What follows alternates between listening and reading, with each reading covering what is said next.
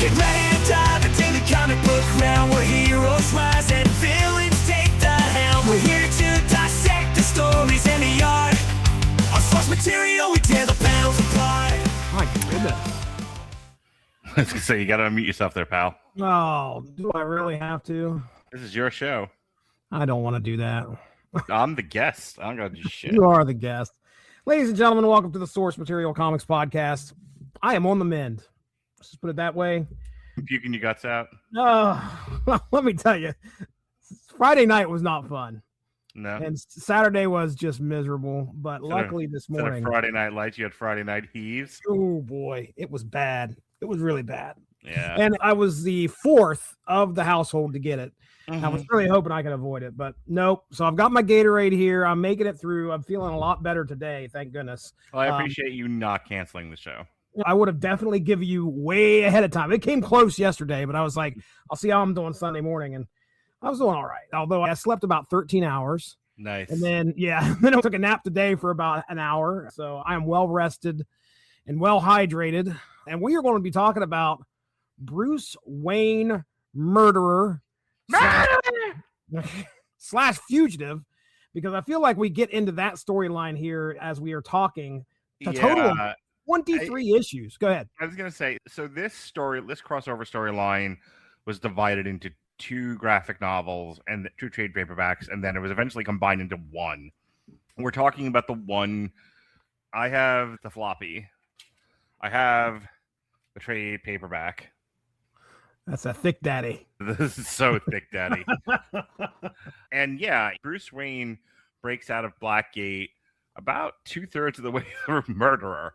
So the next book that we'll do at the end of the month, Fugitive, he's been on the lam already. But yeah, this is your show. Well, you're like the Brian Last of my Jim Cornette, and this is the Cornette Q&A show. This is your show, Brian. Do me a favor, because I think that you covered this, and I cannot remember. Did you guys talk about No Man's Land at one point? Okay, so I've never done a No Man's Land show. Okay. So if you didn't cover it, it's never been covered, but it's been mentioned a bunch. I was going to say Sheehan must have done something on it, because I remember that being mentioned at one point, and I swear that you were involved somehow, and I was definitely most likely confused. But regardless, No Man's Land definitely happens before this, because this is 2002 DC. They reference No Man's Land in this. They're like, Bruce Wayne can't murder anyone. He practically rebuilt this city, as if those 2 things are mutually exclusive. Right. Which should have been written now, because they would have said Bruce Wayne eats babies. Okay. So yeah, I've divided this into 3 parts. I didn't have a chance to tell you exactly how we're going to be doing this tonight, but we're going to do parts 1 through 8 first, and then we'll do the next section of 8 books, and then I think it had 23 or 24 books in this thing. So you agreed to this schedule when you realized what this was. Were you like, I told him not to do this? Well, it's funny because I sent you the message and I said, do me a favor, tell me what's on the back of the book, because there's 2 renditions of this book. I know the one that you have is the 2014 version, and it has way more issues in it, like almost double the issues as the original trade paperback. Oh, really? I think it cuts off at issue 599 of I want to say it's Batman or Detective Comics. I can't remember. Okay, I'll just read it. Collects some of the most groundbreaking Batman stories in Batman: The 10-Cent Adventure. That's where we start. Comics 766 through 770.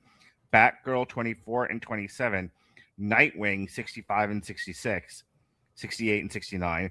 Gotham Knights 25 through 29. Birds of Prey 39 through 41. Robin 98 and 99.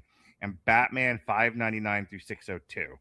It is concluded in the next volume, Batman Bruce Wayne Fugitive, DC Comics 7814. Sorry, I was reading the SKU. Yeah, read us the SKU, please. We need that for documentation. Yeah, the original, I think, graphic novel cuts off at issue 599 for Batman. So, there's a whole other, bunch of issues attached to this thing, which is fine. We're making our way through, and I will tell you that there are some issues that definitely feel very adjacent, like as in like very farly adjacent. I was Chris Farley adjacent. I agree with you. There's some stuff that I just skim read. I'm like, golly, if this had stuck with the actual like Bruce Wayne murderer storyline and didn't go into this tomfuckery. I'm going to let you lead your show and talk about this, but boy, do I have a lot to say about his decision to basically kill the Bruce Wayne persona and just exist as Batman, which is like the whole point of this storyline. Yeah. Well, let's go ahead. I'm not going to give the creative teams here. I'll probably do that in post edit. All right. So, yeah, let me go ahead and we'll get into the summary of these first 8 books, and then I'll let you get in your shots here. Yep. So, Bruce Wayne's nightmare begins in the Batman 10-cent adventure, where the murder of Vesper Fairchild shatters what little personal stability he had left. Saving lives but failing to save everyone, Bruce returns home to find Vesper dead in Wayne Manor, only for police to arrest him for her murder. I have so much to say about this first fucking issue. The evidence appears damning, and Bruce offers little defense. Evidence? What? Sorry, continue. Bruce offers little defense. As his past trauma is dragged into public view, the city begins to see him not as Gotham's greatest benefactor, but as a potential killer. From the very start, Bruce withdraws emotionally, choosing silence even as his life unravels. Yeah, I thought it was weird that Bruce Wayne was in the Epstein files. Oh, my goodness. Oh, boy. Timely jokes. No wonder he disappeared. And he's not really on the lam. Trust me, he's dead. And weirdly, he goes back to the Epstein Island. No one understands why. It's crazy. As the investigation intensifies in Detective Comics and Gotham Knights, Bruce and Sasha Bordeaux plead not guilty. Sasha, by the way, is his bodyguard who actually knows he's Batman and was actually with him the night that this happened. But the mounting evidence, including a gun registered to Bruce and a chilling 911 recording, paints a grim picture. Bail is denied, conspiracy charges are added, and media scrutiny turns his childhood tragedy into motive. Bruce refuses help from those closest to him, including Barbara Gordon, and isolates himself further. Even as Cassandra Cain deduces that Bruce and Batman are one and the same, and the Bat family quietly mobilizes to clear his name, Bruce remains distant, seemingly more concerned with protecting his identity than defending himself. Meanwhile, his absence destabilizes everything around him. Dick Grayson is ordered to stay out of the investigation. Tim Drake is left vulnerable without guidance, and Alfred is forced into damage control as Wayne Enterprises falters. Evidence surfaces suggesting Vesper had been investigating Batman, hinting that Bruce may be the target of a larger calculated frame-up. Still, Bruce refuses to explain himself, allowing the world to believe the worst rather than risk exposing his mission. His silence, meant to protect the greater cause, only deepens the perception of guilt. By the time Batman number 599 unfolds, Bruce's imprisonment becomes strategic rather than passive. Inside Black Gate, he endures public vilification and escalating prison violence while prosecutors attempt to turn Sasha against him. Though he could escape at any moment, he chooses to remain until a staged attack in his cell gives him the opportunity to shed the Bruce Wayne facade and reassert control. Brutally defeating his attackers, he allows the media to see him as unstable, even dangerous. But as he watches the bat signal from behind bars, it's clear this is no surrender. Bruce Wayne is not simply surviving prison. He is maneuvering within it, playing a longer game that only he fully understands. So what are you thinking here, Mark? So I want to go again and set this up. Bruce Wayne and his bodyguard. Sasha Bordeaux, which doesn't sound pornographic at all. Totsy. Yeah, really. Sasha bedroom fucker, ready to take a trick. They're out on patrol. They're beating up ne'er-do-wells. They're doing Batman stuff. And then they come home. They take off their costumes. And Bruce Wayne walks out and he sees Vesper Fairchild on the ground. And she's been shot in the back like 5 times. And she is long dead. She has been laying there for quite a while. In a puddle of her own blood. And then the cops, as if they were waiting for him to come there, kick open the door, see this guy weeping in sorrow, holding her like, please don't be dead, woman I love who was shot in the back 5 times. And they're like, get up, you're under arrest. Look, I know comic books are not real life, but that is not how that goes. Correct. Like, they would at least like, can you come outside and talk to us and tell us? Yeah, let's get a picture of what happened. The guy that's there. I'm not saying they wouldn't have had charges on him. Not at the scene of the crime. Not the way that was presented. And unless it comes out, and it does not come out in this story, I'm making a big deal about this because I read the whole book and I was waiting for because I'm watching this. I'm like, that's not how an arrest would go. Like, they just don't arrest everybody at the scene of a crime that's just hanging out. They actually have to either catch you in like had he walked in holding a gun, or had they walked in and he was holding a gun standing over her, okay, then I get it. They're like drop that weapon, and then they fill him full of holes. That's making sure he drops the weapon. He was again vulnerable, kneeling, holding her lovingly, crying. I understand cops sometimes don't get it right, but they generally have some context of what's happening in a room and can figure things out. Yeah. They walk in and they see that and they immediately you're under arrest for murder. And then they trump up charges on him. I think it was like rape and then something else. And I'm yeah. What evidence of that did you have? Right. So, again, I like Greg Rucka, and I think he was responsible for some of this. Chuck Dixon's responsible for some of this. Right. Greg Rucka, and I like a lot of Greg Rucka's stuff. He did the Wonder Woman book that we reviewed a while back. We've done some other Greg Rucka stuff, and it's pretty good. So is the Chuck Dixon stuff, generally speaking. I understand none of these people are murder investigators, but this was a bit rushed, and it made it seem, and the obvious people listening to this, isn't it obvious he was being set up? The cops don't know that, and that's the thing.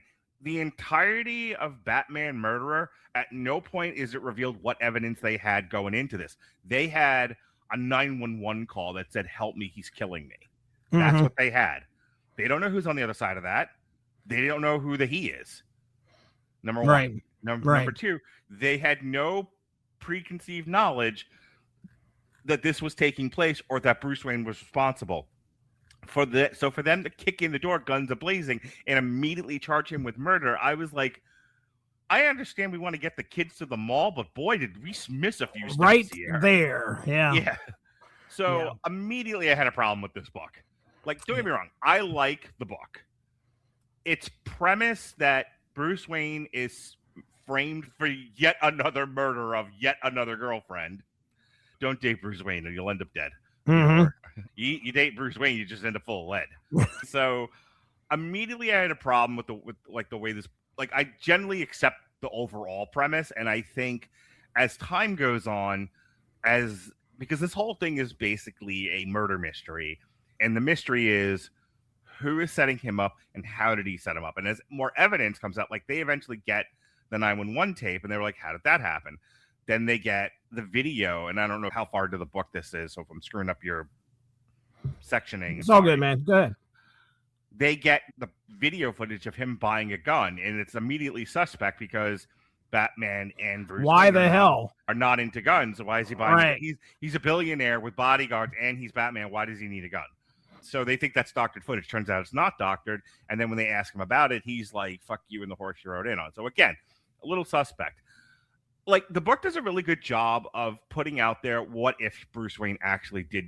You already know he didn't, but it plays with perspective from the rest of the Bat team. The Bat family. Because they don't know that, and he won't talk. And he's doing weird shit like buying guns, not talking, not giving anybody any idea of what's going on, not being cooperative, not trusting the Bat team. So everything he's doing makes him look suspicious. But for the reader, the omniscient reader who's seeing everything, you already know he didn't do this. Right. He wasn't there. He was out patrolling. But I think the book does a really good job of at least playing with that perspective and creating enough misdirection. And I like that the through line is this is a mystery. And your detective is Barbara Gordon. And now she's got all of these people out there doing stuff for her, but she's basically the one examining evidence. And she's the one that is deeply suspicious of Bruce because she doesn't fucking know whether or not he killed this lady. Right. All that stuff is good.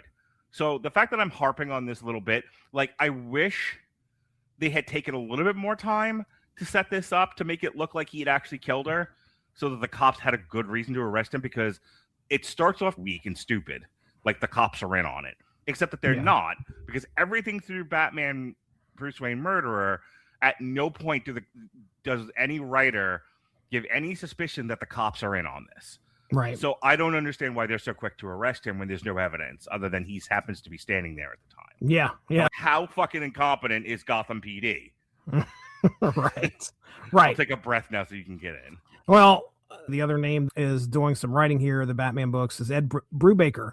Ed Brubaker. So he's also involved. We like a lot of what he's done. He was the GCPD guy, right? Yeah, absolutely. So, which is why I don't understand why this starts off so bad. Ed Brubaker knows his stuff. The police procedural stuff is usually his strong suit, and that just seemed like it really, we got off to a start where it was like you're scratching your head like how they had to get him in jail somehow. It's like we got to get this guy in jail and accused of murder. And you, just like you said, I feel like they could have done a better job of setting that up. A lot of small change, like he's holding her and then he sees, and then the gun's there. If they just had the weapon at the scene and Bruce Wayne picks it up and he just has it in his hands. Yeah, something like that, if you're right. Standing over a dead woman with a gun in your hands, I can see why the cops would be like, hey, you're supposed to be the murderer. Right. And then Bruce Wayne doesn't talk. He's not helping himself. And Doggy Style Bedroom isn't talking either. So I don't remember her name. I think that's on purpose now. I think. How long have you been working with me? Missionary Fairchild isn't talking either. By the way, the questioning of them two was so awful. Like, granted, I've never been really questioned by the police before. I'm not, in my long history of working in corrections, I was not present at any interrogation, but that's not how it goes. It's just like, all right, let's put the light on. You want to drink of water? You want to stick a ball? Okay. Tell me you murdered her. Like, what? You know you're going to jail, right? A little nuance, a little romance here. Can we have some realism? No. They're like screaming at her. It's like seriously, Gotham PD is full of fucking animals. No wonder the city has to have a massive vigilante running around. Sasha plays a big role in this in the beginning, but she, as we get through towards the end of this story, she falls off by the end of this book. Like you don't hear much She's about fucking her. Left to rot. Yeah, well, that's the feeling you get because you don't hear much about her after this. Bruce Wayne, as we find out here later, he's off. Bruce Wayne is no longer Bruce Wayne. Yep. Okay. Yeah, here are my notes here. There were some things that I liked about our opening issue here, the 10-cent adventure. Aside from getting to hear the origin of Batman once again, that's become a meme, I think, at this point. Skimmed entirely. But a lot of the narration comes from Sasha as she's working alongside Batman that whole time. And it's interesting to see that he starts to realize he's fighting an unwinnable war against crime. Like he realizes that even if like there weren't these supervillains in Gotham, crime would still be a thing. So no matter what he does, it's just never going to be something he can ever win. Sure. Bruce did talk down a tiger in that book. You don't get much of that. He goes into a zoo. There's a tiger loose. He stares the tiger down. The tiger goes back into its cell. Hey, I know it was a top tier moment in Bruce Wayne murderer. I'm not reading Batman, Batgirl, whatever at this point in time. I'm not reading any of the Bat books. I did find it interesting though. At this point, this is where Cassandra Cain figures out that Bruce Wayne is Batman. So that was pretty neat. But yeah, you talk about Batman isolating himself when Dick Grayson comes to talk to him in jail. Right. And he's like, let me help you. And he pushed him away. Yeah. This series does not make Batman look good at all. No. He's like, you need to stay out of this. I'm like, why not? And I don't think we get an answer to that, really. Even as we get towards the end, when they actually have a confrontation, we don't really get the answer. When you're ready to talk about his decision to kill the Bruce Wayne persona, I have a lot to say, but I'll tell you my favorite. Of the 2 or 3, 4, 5 dozen times he has the same conversation with every character on his side about how I don't want any of your help, go fuck yourself. My favorite one is with Superman. Oh, yeah. yeah. I think that's coming up next. That was good stuff. So my question here is, again, why was he pushing those around him away? You just don't know the answer to that. They allude to he's never been the same since No Man's Land, but then they don't talk how, like, when we read Salvation Run, they kept bringing up like all the events that led to sending all the supervillains of Salvation. They were like the Wonder Woman's rampage, the Black Adam thing, all this. There was like 4 or 5 different things that had happened. I think like the Flash got shot. There was a few different things that had happened, and they were like, these are all the reasons why we're doing Salvation. And they kept saying it and they kept saying it. Same thing with like Planet Hulk. They brought up a few times what had happened that sent that the reason why the Illuminati had sent Hulk to Sakaar, or had sent Hulk to wherever they were going to originally send him, and he never made it. They don't do that here. They go, he's never been the same since No Man's Land. Then they don't even like in the years since Jason Todd's been killed and Barbara was in this universe and Barbara was crippled. They at least, and I think the one thing, now that I'm saying that, now I'm talking through it, the one thing they brought up is that Jim Gordon's dead. Like, No Man's Land happened, Jim Gordon got shot, and he's never been the same. And I feel like that's the reason why he's behaving the way that he is, and I wish the book had done a better job of explaining that. The other thing that I wrote down here, the last thing I had, was that having Bruce in prison was pretty... It was interesting to watch him like try to be subdued, because he's in there as Bruce Wayne, and he did not want to turn loose as Batman. Fairly obvious who he was. Yeah, and he finally gets pushed to that limit with the 3 Aryan guys that come in there and try to mess him up, and he essentially wipes the floor with them, puts 2 of them, I think 2 of them have internal bleeding or something, and he messes them up really good. Traction. And they're like, why does the billionaire playboy know how to take on 3 Aryans and put them in the hospital? Right. Like, something suspicious here. I think that's why he decided to break out at that point. Yeah. I don't want to just sit here anymore. I want to go out and be Batman. I can't wait to talk about that. But also, like, if I sit here any longer, I'm going to give away that I'm Batman. Thanks for joining us. All of this would not be possible without W2Mnet.com, so make sure to seek them out for more podcasts. If you enjoyed what you heard today, please feel free to share, and we look forward to entertaining you again soon.